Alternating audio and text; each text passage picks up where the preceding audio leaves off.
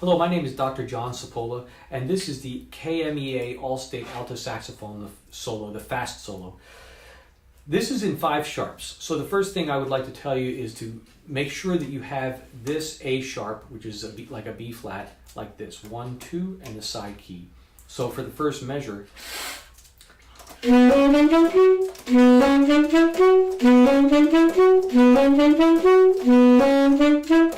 instead of using this biz key, the other A sharp is the B key plus this key like this, the left hand index finger on both of these. We want to actually use this the whole time.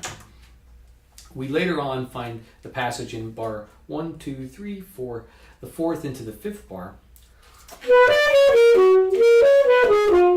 And so in the 4th bar, the first A sharp, I use the side one. While I'm playing that passage,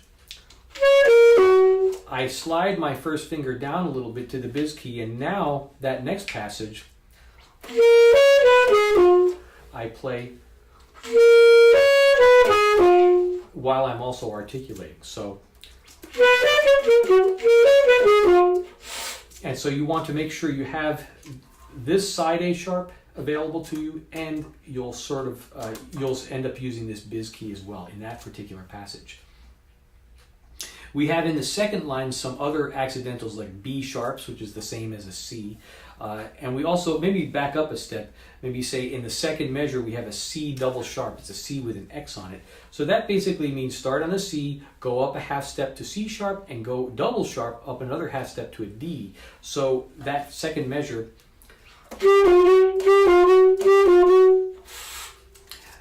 overall, practice this one at a lot slower tempo with a metronome. The tempo of 3/8 means that an 8th note gets a beat. So the top number is always going to be how many beats in a measure, and the bottom number is what gets the beat. So if I say start this one at, say, maybe 40 beats, and now I have a metronome on 1, 2, 3, 1, 2.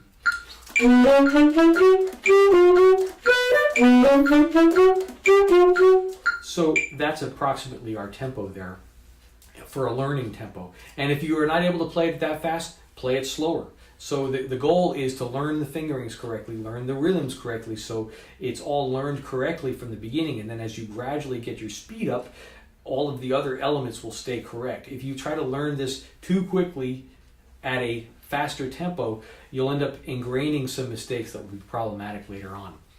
Make sure that in the third line, 1, 2, 3, the 4th line in, the 4th measure in, that G sharp is an 8th note. So I'll play the whole line.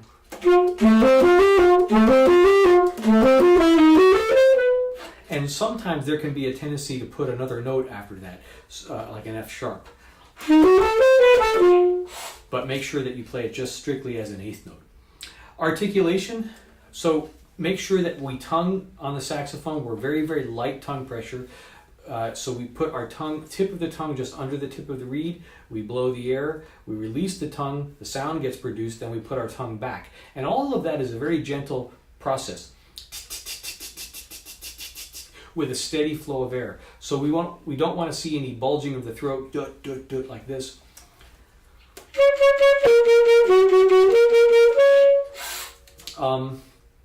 When we play low notes, like in the last line,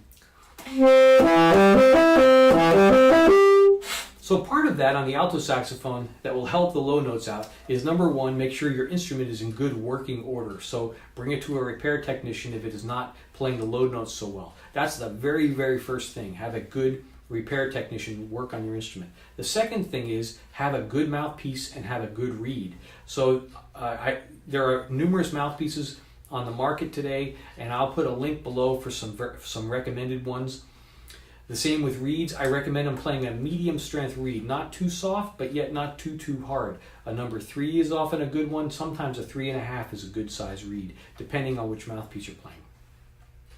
And then if you have a good mouthpiece, a good reed combination, and the instrument is working well, then that will give you a lot more opportunity to have these low notes speak well.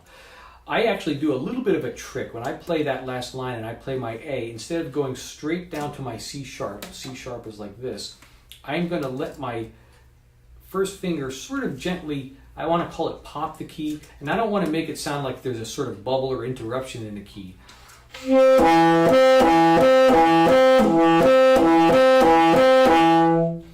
But I'm making sure that sometimes in this low register, when I pop this key like that, I play my low note, but I let this up and then come down the same moment I'm blowing my air. That allows that note to speak really much more easily than if I were just to play it with all my fingers down.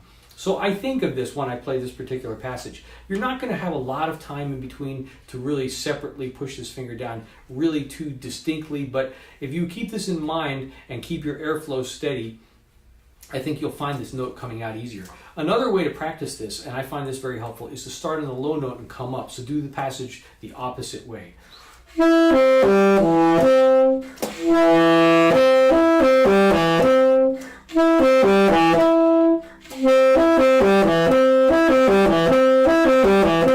And I'm also trying to play it without a tongue too, just to get the feeling of the air going through. The dynamics in this piece are important. It moves by very, very quickly. And so you want to make things sound not too abrupt, put little accents where they're marked, and think of crescendos being, I think, graded over particular bars. In other words, if you see a crescendo over about 3 measures, you might be able to think of one measure being, say, a mezzo piano, the next measure being a mezzo forte, and maybe the next measure being a forte. That might be a good way for your mind to pace the dynamics through. I can't emphasize strongly enough, please practice this very, very slowly. One other thing, let's just quickly go over some fundamentals. The saxophone embouchure, I say the letter V, and the beginning of V, when my lip touches the teeth like this, I pull my neck strap up and I let the saxophone just fall into the mouth. There should be a slight angle, and there should be a very natural formation, the way your mouth is almost naturally. You open it, say the beginning of the V, the corners are a little bit firm. The chin shouldn't do much. If you find your chin pushing up like this, then you're distorting what your natural formation of your chin is, and that will distort the sound ultimately.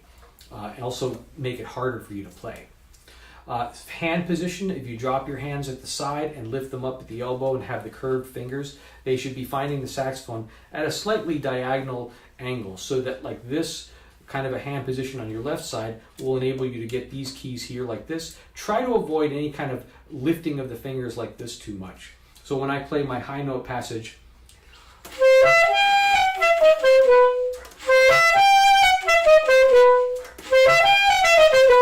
like this. My fingers stay close to the keys, and the same with the right hand. If there's a slight diagonal curve like this, then it enables you to get this upper right 3 keys here. I hope all of this helps, and please send me some comments below, and I wish you all good luck.